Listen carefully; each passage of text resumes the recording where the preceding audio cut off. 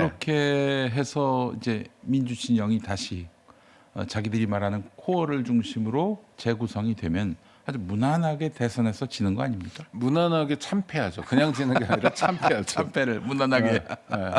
그럼 정말로 한동훈 또는 장동혁 또는 뭐 오늘 운명이 어떻게 될지 모르지만 오세훈 같은 사람이 대통령 되는 꼴을 이 두 눈으로 지켜봐야 됩니다. 왜냐하면 유시민이든 정청래든 조국이든 네. 뭐세 사람을 거론해 보면 세 사람의 공통점은 뭐가 있냐면 호도 좀 있어요. 호가 있으니까 베스트셀러 작가도 하고 그러잖아요. 그렇죠. 예. 호가 있으니까 정당 하나 차려가지고 10명 넘는 국회의원 의석수도 자랑하잖아요. 호가 있으니까 지방선거 참패에도 불구하고 지금 당대표가 되겠다고 머리를 쳐들고 있잖아요. 맞습니다. 그래서 유시민, 조국, 정청래의 공통점 호가 있어요. 인정해요. 네. 뭐 놀라울 정도 있어요. 그러나 호보다 훨씬 더 많은 불호가 있어요. 맞아요. 네. 그래서 선거 나오면 20%, 그 15% 정도, 뭐 어쩌면 10% 정도는 열광하고 적극적으로 뭉칠 가능성도 있어요. 뭐 10%안 될 것 같은데 하여튼 어느 정도의 호는 있어요. 적극적 지지층이 있어요. 김어준 씨도 똑같아요. 적극적 지지층이 있잖아요. 네. 근데 대형 유튜브 운영할 만큼의 적극적 지지지 그게 국정을 운영할 만큼의 적극적 지지는 아니에요. 아니 지금 저 김어준 여론조사 했었잖아요. 네. 비판적으로 본다는 사람들이 10명 중 9명이에요. 그게 한마디로 얘기하면 싫다는 거잖아요. 예. 유시민의 환호하는 10명이 있고 싫어하는 예. 저 사람 왜 저래? 예. 라는 게 90명이 있는 거예요. 네. 그러면 뭐 하겠다는 겁니까? 총선 나가겠다는 거잖아요. 네. 앞으로 선거는 총선하고 대선이 있는 거 아닙니까? 네. 대선 나가겠다고 하는 거잖아요. 그럼 어떻게 돼요? 참패하는 거죠. 총선부터 참패합니다. 팀 김어준이 앞장선 총선을 하게 되면 그러나 참패하더라도 자기들은 어때요? 지금 국힘을 보면 되죠. 네. 국힘은 총선에서 참패했어요. 그렇지만 100석 넘는 의석수는 지킬 수 있어요. 네. 왜? 영남을 중심으로 해서. 네. 민주당도 마찬가지로 참패하죠. 그래서 충청권 다 잃어버리죠. 네. 그러나 경기도에서 상당한 정도, 그다음에 서울에서 일부 지역에서 또 좀 약진하고 예. 호남 전부 먹으면 네. 그래도 뭐 100석 가까이 또는 100석 넘게 유지할 수 있다. 우리들 잔치는 할 수 있다. 이런 생각을 하는 거죠. 어차피 우리 중에 대통령감은 없잖아. 너가 봐도. 네. 그렇지만 우리의 잔치는 할 수 있다. 작은 열린 우리당으로 가는 거죠. 아니 김어준 씨는 제가 누차 얘기했지만은 야당이 되면 좋아요. 장사가 그렇잖아요. 더 잘 되죠. 장사가 더 잘 되지. 네네. 누군가 악마화할 대상이 게다가 권력의 자리에 있어. 막 씹으면서 지지자 규합하고 장사하고 제일 좋지. 지금은 이재명 대통령을 악마화하기에는 좀 껄쩍지근하니까 네. 유시민 정도만 악마화하는 거잖아요. 네, 근데 네, 이제 틈이 조금씩 벌어지면 이 악마화에 여러 사람들이 동참할 거거든요. 네, 네. 김어준 씨도 조만간 악마화에 동참할 거 아닙니까? 네, 네, 그런데 같은 소위 진영이란 말 많이 쓰잖아요. 같은 네. 민주 진보 진영 안에 있는 사람을 악마화하는 것과 장동혁 같은 사람을 악마화하는 것은 차원이 다르죠. 그럼요. 차원이 다르다는 건 매출이 다르죠. 아 그래요. 이익을 위해서 결국에는 이재명 대통령을 향해 사나운 물어뜯기를 한다. 이게 그 유시민이 말했던 B 아닙니까? 네. B의 길을 누가 제일 먼저 걷고 있는지를 여러분들이 두 눈 뜨고 보고 계세요. 아니 그러니까 유시민 씨가 공동체를 위해서 뭘 했나를 생각해 보면 돼요. 아휴. 늘 고관대작이었고 늘 좋은 자리에 앉아 있었어요. 네. 손해 보는 자리에 앉아 있었나요, 유시민 씨가? 예를 그런 적 들어서 없어요 한 번도. 네. 박원순 변호사가 얼마 전에 기일이었는데 박원순 맞아요. 변호사 사회 진출할 때 잘 나가는 변호사였어요.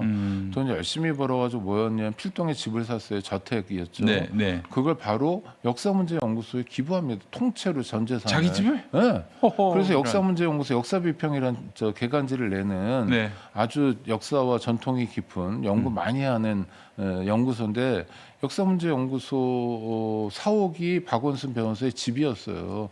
전 여태까지 기부의 역사 중에서 그때 박원순 변호사 젊을 때였어요. 참여연대도 하기 전에 네. 집을 통째로 기부하는 사람 처음 봤어요.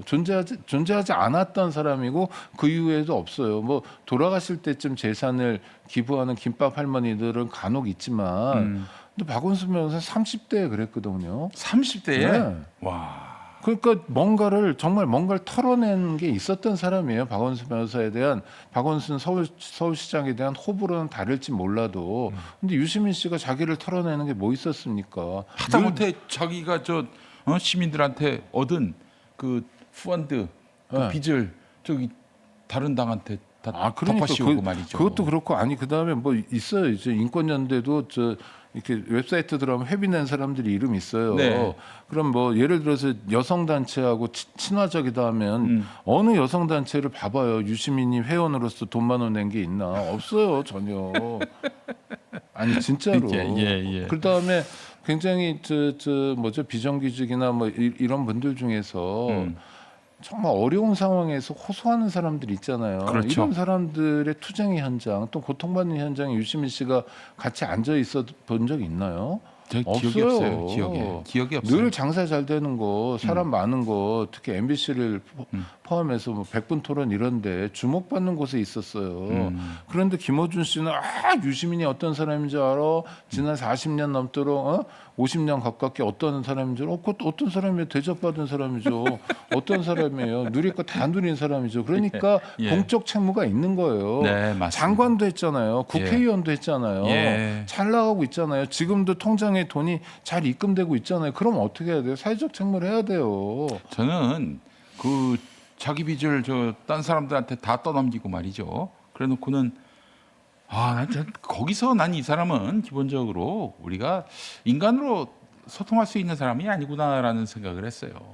와, 그것 때문에 아니 그 유시민한테 뒤통수 맞은 사람들이 다 빚을 갚은 거 아니에요? 특별당비 내면서. 그렇죠. 통합진보당 사람들 얘기 들으면 지금도 치를 떨더라고요. 치를 떨어 치를. 근데 워낙 유시민이 이렇게 비호하는 사람들, 옹호하는 사람들이 있다 보니까 그냥 행여나 자기들이 유시민에 대해서 불호 감정을 드러내면 자기가 속한 당에 도움이 안 될까봐 그냥 침묵하고 지냈지. 제가 치가 떨릴 일이에요. 난 이 상황이 그 광주항쟁 7년 동안 80년부터 87년까지 아무 소리도 못하고 그냥 응어리만 가진 채 그 분한 마음을 삭이면서 살았던 광주 시민들의 마음과 다르지 않다고 봅니다. 그렇죠. 예. 그 앞서 했던 말씀 이어서 드리면 네네네. 총선이나 대선 때 국면이 이래요. 네. 그 사람들이 이제 민주당을 먹어요. 뭐 정청래 당 대표가 되고.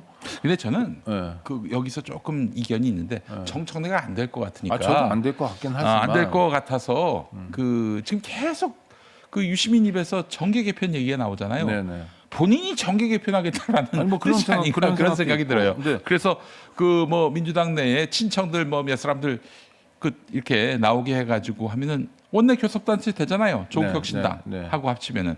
그래서 이 친문 코어들을 중심으로 창당을 해가지고 다음 총선 때 한번 바람을 일으키겠다. 조국이 아닌 유시민 자기가 간판이 돼서 그럴 수 있는 시나리오 아닙니까? 전 그런 생각도 있다고 하고. 예. 그건 가능성이 더 높죠. 왜냐하면 네. 정청래가 이번에 안 될 테니까. 네. 그런데 만약 정청래가 된다고 치면 네. 팀 김어준이 총선 때 전국을 누비고 다닐 수 있습니까? 이번 지방선거 때도 그랬잖아요. 못했어? 정청래 대표 오지 말라고 예. 표 떨어진다고 여러 지방에서 그랬어요. 예. 그래서 전북에 올인하다시피 했어요. 그렇지 않습니까? 맞아요. 그런 사람이에요. 그런 사람이 당의 얼굴이 돼요. 그럼 어떻게 돼요? 총선 망하는 거죠. 망하는 거지. 망하더라도 자기 코어만 지키면 된다는 게 이제 유시민 씨의 생각인 것 같은데 신당을 만들면 어떻게 됩니까? 그래요. 지금 이사장님 말씀하신 것처럼 뭐 한 20석, 30석 해먹을 수 있다 쳐요. 네. 그렇게 되면 어떻게 됩니까? 빈 공간들이 생기잖아요. 그렇죠. 예. 그다음에 어부지리가 생기잖아요. 네. 어부지리가 되면 어떻게 돼요? 이번에 평택 선거에 재판이 되는 거죠. 그렇죠. 여러 지역에서. 자기들은 3등이 되는 거고. 자기들은 3등 되고 민주당이 2등 되고 1등으로 네. 국힘을 만들어 줄 거 아니에요. 네. 그럼 정말 이 사람들의 정체성은 뭔가? 정권 재창출을 원하지 않는구나. 우리는 순진하게 생각했구나. 네. 셈법이 완전히 우리랑 차원이 다르구나. 네. 그래서 이렇게 바지런하게 움직이는구나. 정권 초기에 대통령 지지율이 떨어지지 않은 상황에서도 2년 동안 모처럼 선거가 없는 아주 중요한 시기인데도 이렇게 이재명 정부를 흔드는구나. 아 맞아. 유시민은 원래 그런 사람이었지. 그러니까 내가 깜빡했지. 예. 자기가 중요한 사람들이에요. 그러니까 야당이 되면 더 좋아. 네. 여러분 야당이 돼야 좋을 사람들의 말을 들으시겠습니까? 아니면은 구조적 다수를 만들어 가지고 민주당이 다음에도 내란 세력에게 정권을 넘기지 않도록 애를 쓰는 이재명 대통령이 옳습니까? 누구 편에 서야 한다고 보시나요? 다음에 또 야당 돼 가지고 또 거리로 나와서 촛불 들고 그러셨으면 좋겠어요. 물론 그 촛불 항쟁은 굉장히 의미가 있고 그 자체로 민주주의가 우리 사회에 생동하고 있다는 그런 어떤 증거기도 하지만은 국민들이 너무 피곤해요, 사실은. 아니, 피곤한 게 아니라 이재명 정부의 개혁이 다 수포로 돌아갈 가능성이 그렇지, 있는 다 거죠. 롤백이 되는 거야. 네. 아니 그러니까 뭐 호남 지역이 아니라 전국을 지금 다시 개조하는 상황이잖아요. 예. 대한민국이 그야말로 대체 불가한 대한민국이 돼보자, 세계적인 모범 국가가 돼보자잖아요. 예. 근데 어떻게 될 수 있어요? 한 방에 무너질 수 있어요. 네. 세상이라는 건 냉정해요. 대한민국은 주어진 조건이 그렇게 좋지 않아요. 네. 에너지도 자급하지 못하고 식량도 자급하지 못한 나라입니다. 우리가 97년에 IMF 경제 위기 겪을 때 정말 나라 망할 것 같았잖아요. 맞습니다. 한국 전쟁 직후에 대한민국 어땠어요? 정말 망한 나라였잖아요. 네. 아시아에서 가장 가난한 나라였어요. 세계에서 가장 가난했어요. 필리핀 사람들이 와서 장충체육관 져주고 그랬어요. 네.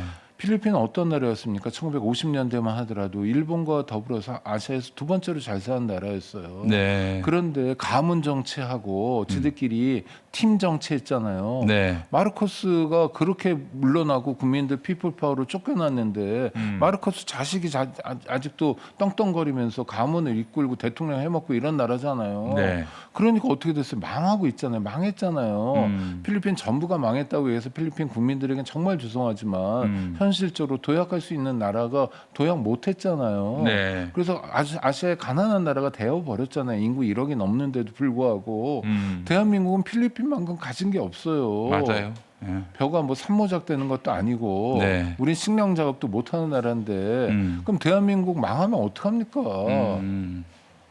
정말 불과 박근혜 이명박 때만 해도 우리가 뭐라고 그랬어요? 대한민국을 젊은이들이 지옥 헬이라고 그랬어요. 헬조선. 그리고 네. 조선이라고 불렀어요. 멸칭이잖아요. 예. 국가 전체가 멸칭을 당했어요. 문제 털레우가 문제가 아니라 한 개인이 멸칭으로 불리는 게 문제가 아니라 예. 한반도 밑에가 전부 다 멸칭이었어요. 북한은 뭐 말할 것도 없는 후진국이니까 빼더라도 이 시절로 다시 돌아가자고요? 네. 아이고. 네? 아이고. 지금 대통령이 국무총리 통해서 각별하게 챙기는 게 뭡니까? 사망률이잖아요. 네. 자살률 좀 낮춰보자. 산재 사망 낮춰보자. 네. 교통사고 사망자 낮춰보자. 이런 거잖아요. 이런 대목들이 대한민국이 다 여태까지 어땠습니까?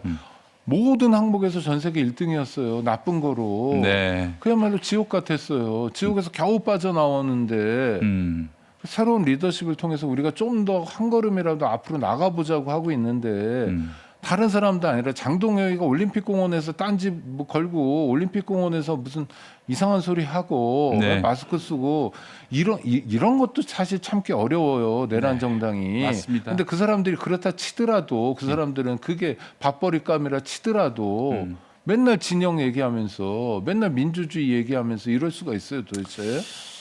아니 정말 이제 어떤 면에서 더 나쁘다는 생각이 들어요. 이 장동혁 등 국민의힘은요 그동안 집권한 거 보면은 뭐 실력이 있어서 미래 비전이 있어서가 아니라 민주당이 잘못해서 그럼요. 민주당이 인심을 잃어서 집권한 정당이에요. 네. 그러니까 걔네들은 민주당이 없으면 존재할 수가 없는 정당인 거예요. 그렇기 때문에 민주당이 잘해야 하는데 지금 이제 임기 1년 된 대통령한테 딴죽을 걸고 나온 유시민의 모습은 어떻게 해야 합니까? 바퀴벌레가 나면 어떻게 해야 해요? 그리고 역사에서 좀 배워야 되는데 이명박 정권 집권 직후에 노무현 대통령의 비극적 죽음이 있었잖아요. 네. 검찰 때문에 돌아간 거예요. 죽음으로 내몰린 거예요.